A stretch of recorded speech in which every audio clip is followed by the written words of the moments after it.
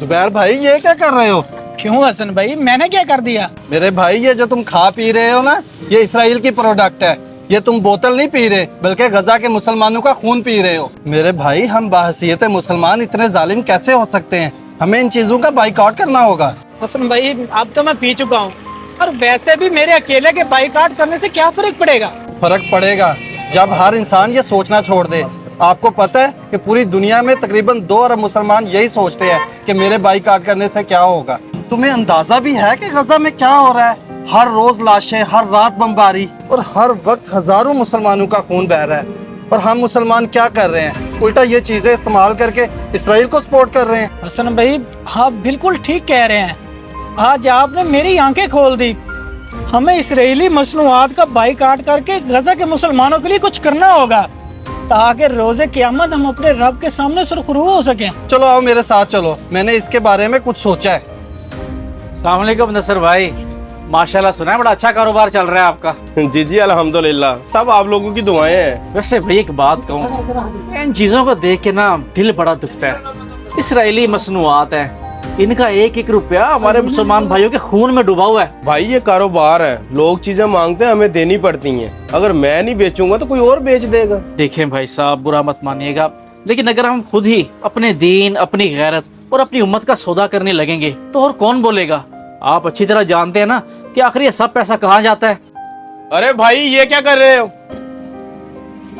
بھائی یہ کیا لگا رہے ہو؟ میری ساری دکانداری خراب ہو جائے گی، اس طرح تو میرے سارے گاہک بھاگ جائیں گے۔ ہم کسی کا کاروبار بند نہیں کر رہے، صرف لوگوں کو حقیقت دکھا رہے ہیں۔ بھائی میں نے دکان چلانی ہے، میرے چھوٹے چھوٹے بچے ہیں، اور ان جذبات سے بچوں کا پیٹ نہیں بھرتا۔ تو فلسطین کے بچوں کا کیا؟ ان کا پیٹ تو جو آپ مصنوعات بیچ رہے ہیں ان کے منافع سے جلتا ہے۔ مدثر بھائی ذرا سوچو، روز محشر اللہ کے سامنے غزہ کے شہید بچوں کا کس منہ سے سامنا کرو گے؟ ارے میرے بھائی آپ تو بس جذباتی باتیں کر رہے ہیں، میں تو کاروبار کر رہا ہوں، اور اگر ہر دکاندار یہ چیزیں ہٹا دے تب جا کے فرق پڑے گا۔ میرے اکیلے کا بائیکاٹ کرنے سے کوئی فرق نہیں پڑے گا۔ کبھی تم لوگوں نے سوچا ہے کہ یہ میری ایک دکان کہنے والے اگر لاکھوں ہو جائے تو؟